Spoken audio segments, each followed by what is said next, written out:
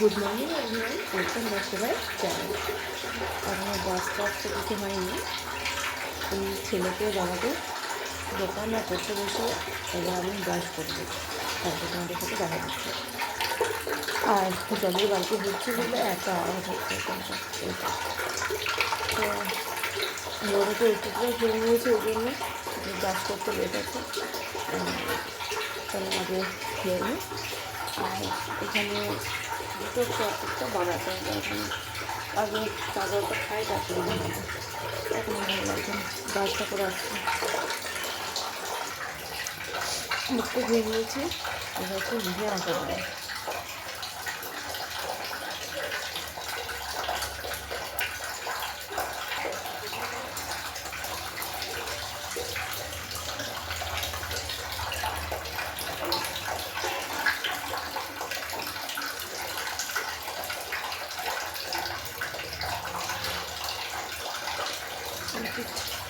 চলো, এবার এক গ্লাস গরম জল আমি খেয়ে নিয়েছিলাম, আর এখনও জলটা খাবো না, তবে চাও খাবো না। আজকে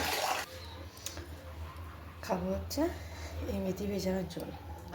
তবে এটা সারা রাত ভিজিয়েছিলাম, একটু গরম করবো আদা দিয়ে, তারপর খাবো। প্রতিদিন খাই না, তবে মাঝে মধ্যে একদিন দুদিন গ্যাপ দিয়ে দিয়ে এটা খাই।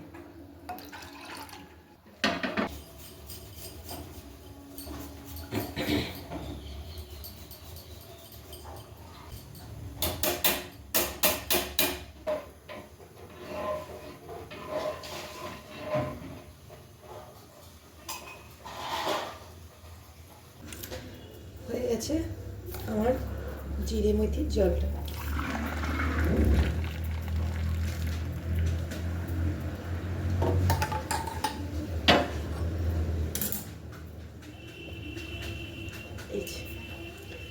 এবার এটা একটু কুসুম কুসুম শিপ করে খেতে হবে, ঠান্ডা করেও খাওয়া যাবে না।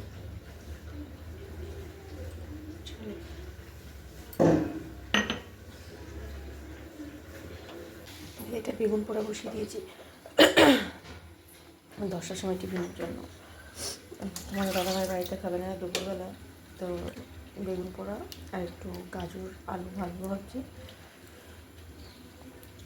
আর রুটি করবো 10টার টিফিনের জন্য। আর ছেলেটা খাবে কচুরি, ও কাকা নিয়ে আসবে বলেছে, মটরশুঁটি কচুরি কিনে নিয়ে আসবো। তো বাদ গেল রুটি খাওয়া থেকে, আমি আর তোমার দাদাভাই রুটি খাবো। আর বেগুন পোড়া দিয়ে রুটি খেতে কিন্তু বেশ ভালো লাগে।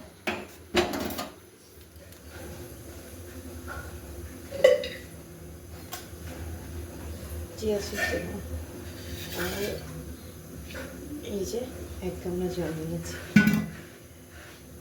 তবে এটা 2 চামচ চিয়া সিড দিচ্ছি।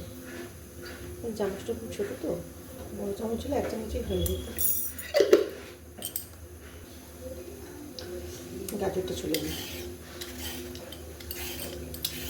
একটু গাজর দেবো, লেবু দেবো আর শসা দেবো, আর কয়েকটা পুদিনা পাতা দেবো, তো বাড়িতেই আছে, অসুবিধা নেই। গাজরটা ধুয়ে নিই, খুব বেশি তো দেবো না, এই কয়েকটা পিস মাত্র।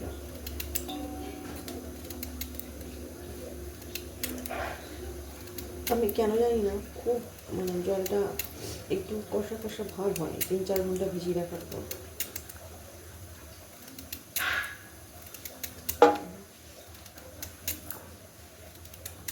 ব্যাস, ওই যে অর্ধেকটা দিলাম। আর দেবো শসা, ধুয়ে নিয়েছি, আগের উপর দিতে হবে, কেননা কষা ভাতটা থেকে যাবে জানাবো। মাথাটা কাটবো,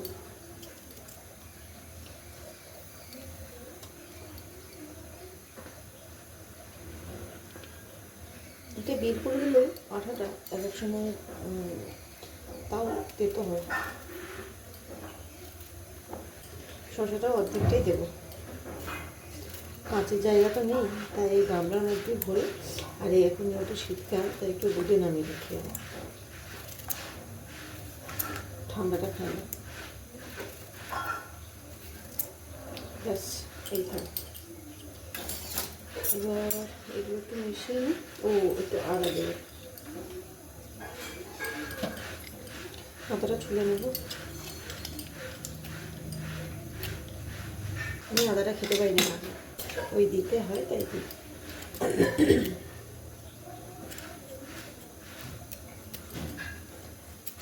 এই যে একটু পাতলা পাতলা ছোটো ছোটো করতে,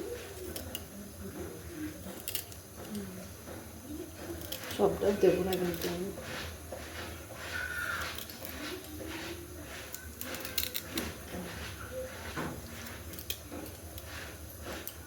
ব্যাস এটুকু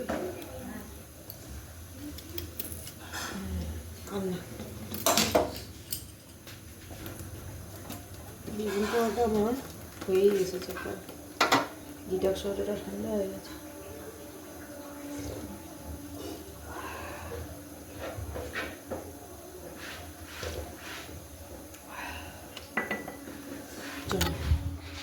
এরপর শুধু একটু পুদিনা পাতা দিয়ে দিই, তাহলেই হয়ে যাবে। আর একটু বেশি দিলে তো ভালোই হতো, কিন্তু আমার তো গাছই ওই কটা, তাই প্রতিদিন এই কটা করে তুললে এমনি শেষ হয়ে যায়।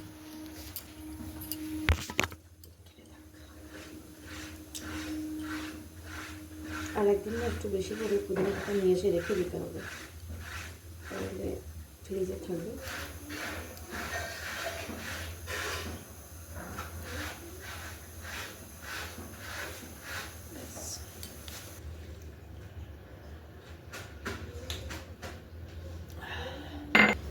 এবার দেবো লেবু।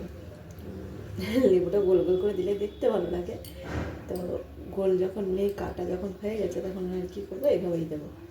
তো এই সিটটা ফেলে দেবো।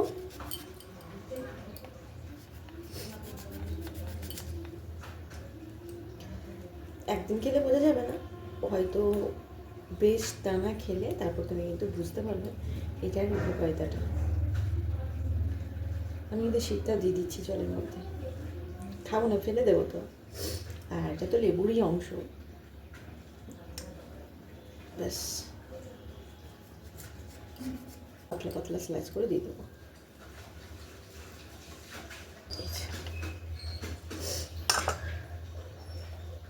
এবার খুব ভালো করে মিশিয়ে দেবো।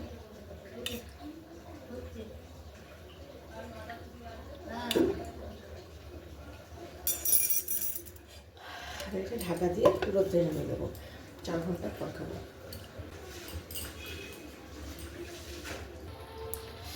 এদিকে আমার রান্না বান্না কিছুক্ষণের জন্য স্থগিত থাকুক,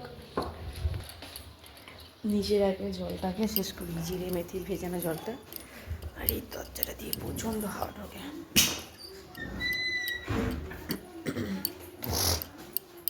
রোদ এখনও ঘরে ঢোকেনি, কিন্তু এইখানটায় বসে খাওয়ার মজাটাই আলাদা। আর তোমাদের দেখাই, দাঁড়াও, আমার লঙ্কা গাছে কত ফুল এসেছে। দাঁড়াও, কি জলটা ঠান্ডা হয়ে যাচ্ছে, হ্যাঁ জলটা দেখি।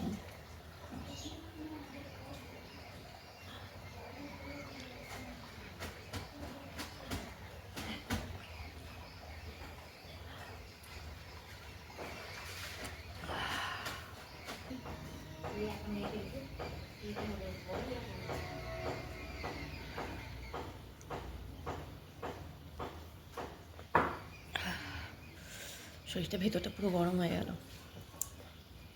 এখানে কাজুটা আর আমন, খেজুরটা আর আমনটা পরে খাবো, এইসব জলটা খেয়েছি তো। তোমাদের আমার লঙ্কা গাছে ফুলগুলো দেখো,